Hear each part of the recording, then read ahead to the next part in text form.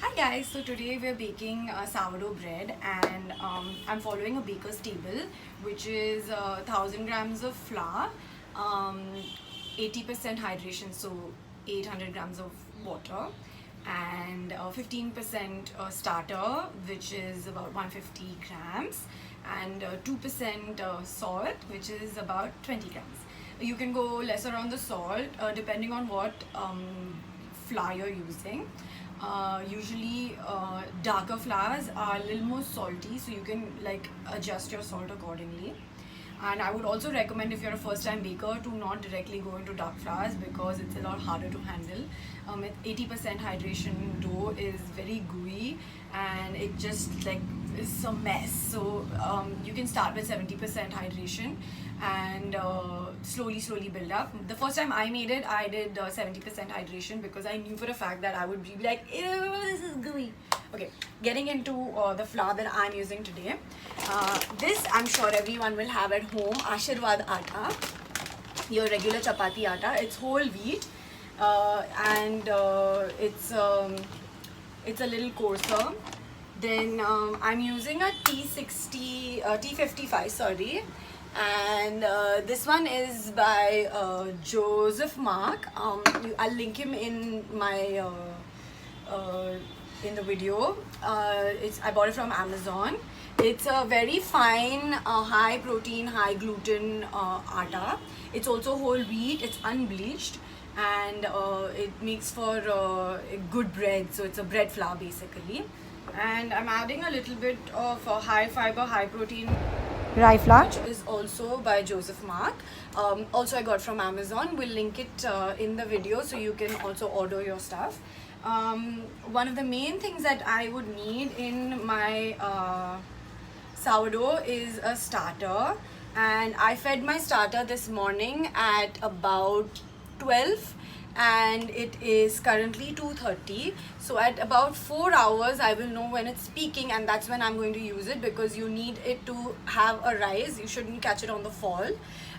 If you can notice that there are tons of bubbles here, let me just focus here. Yeah, so there are these big bubbles, and if I don't want to topple it down because it will degas my starter. It has a little round dome like peak right now, which means it is, if you can see here, which means it is still on the rise, and I'm going to let it be and not disturb it for too long. So in the meantime, when I know that I have about 1 hour to go for my starter to rise, I'm going to mix up all my flour and salt and add my water and put it on the mixer. I'm using a machine mixer. You can do it with your hand or with the hook plug attachment, so that it can auto lease and start the gluten activity. Now, gluten activity meaning once the water touches your flour, it starts coming together and forming a nice mesh of a good structure which will hold all the gas in together. So what we do is, once the gluten structure is in, then we add the starter so that the starter gases do not degas and make the entire bread flat, because the whole point of a very good ripe thriving sourdough starter is for the bread to rise and get some good oven spring. And I'll come to that, and I'm going to switch to voiceover because I'm going to start getting my hands dirty, and it's nicer for you to have a clear look at my bread. I hope you enjoy it. I always measure my flour by weight. A cup of flour or a tablespoon of flour will always have varying weights, depends on how much you push in. So only a weighing scale can give you an accurate measure of how much flour you're actually putting into your recipe. While making bread, it's very important that you use your ingredients as per grams, when especially it comes to water and flour, because you need a percentage of hydration. Today our percentage of hydration is 75, and hence for 1000 grams of flour I'm adding 750 grams of water.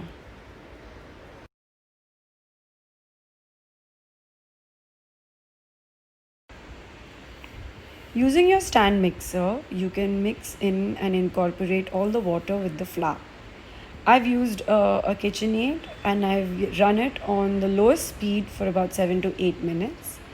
At this point, the gluten activity has not yet started as the water has only met with the flour.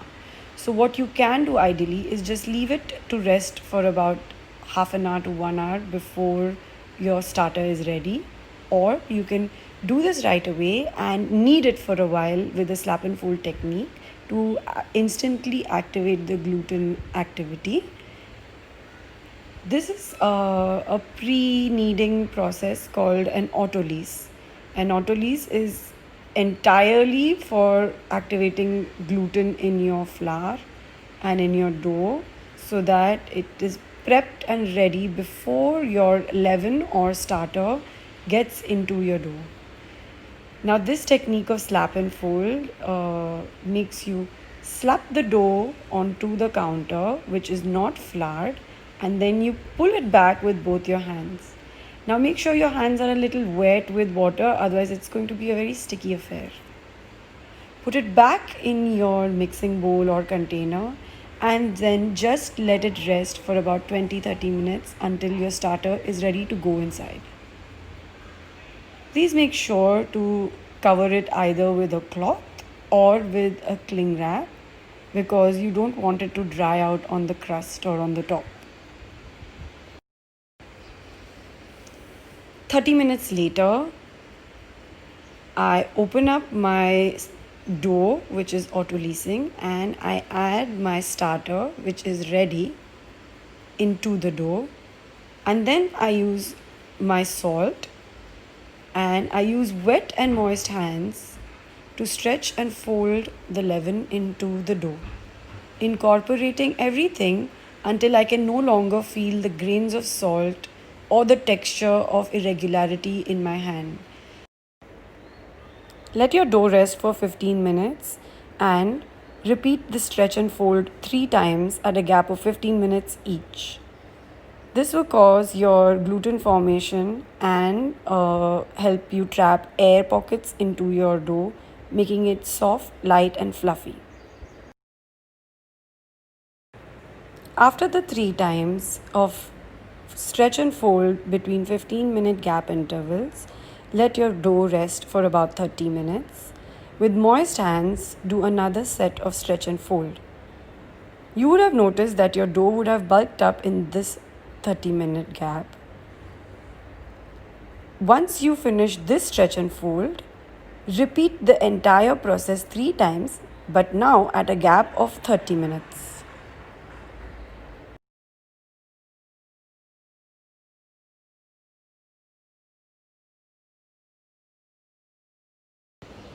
Now you need to cover up your dough and put it in the refrigerator for slow fermentation. This slow or retarded fermentation can happen between 8 to 24 hours. The longer you keep it, the sour your dough will be.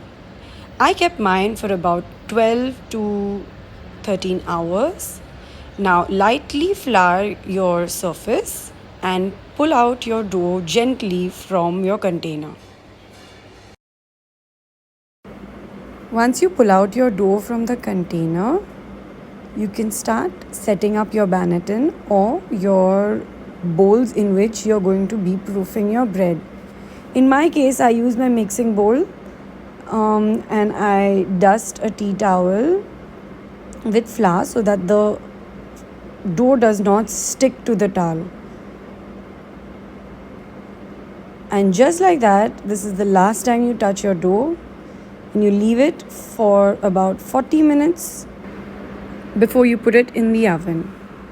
At this point, it would be advisable to start your oven and preheat your Dutch oven inside your oven. If you don't have a Dutch oven, then the pan that you would be placing your loaf on can be preheated in the oven. When you know it's time to put your dough inside, you know it's time to have some fun with your bread. So I use a whole bunch of super seeds, melon seeds, chia seeds, flax seeds. You can use sesame, whatever you have at home. So you can upturn your bread loaf on a parchment paper, place your seeds, get them to stick, and then score them deep. Once you've scored them, be sure to put it in the Dutch oven almost instantly, because you cannot leave a scored piece of dough lying on your counter. Bake for 20 minutes with the lid on and then 25 minutes with the lid off. Pull it out of the oven and you'll have a crispy boule ready. If, like me, you're baking 2 loaves, then you can put your Dutch oven back in and preheat it for about 15 minutes before you pop in the second loaf. Signs of a great loaf are when you knock on it, it should sound hollow. And when you try to squish that crust, you must hear the crunch. Now comes the moment of truth. When you cut into that beautiful loaf, and watch out for that crumb. A little tip would be to cut into your loaf about 3 to 4 hours after it's out of the oven. When you give it enough time to rest, you would let it completely cool down, and if you cut into it prematurely, it would be gummy and gooey. If you like this video, please like, share and subscribe.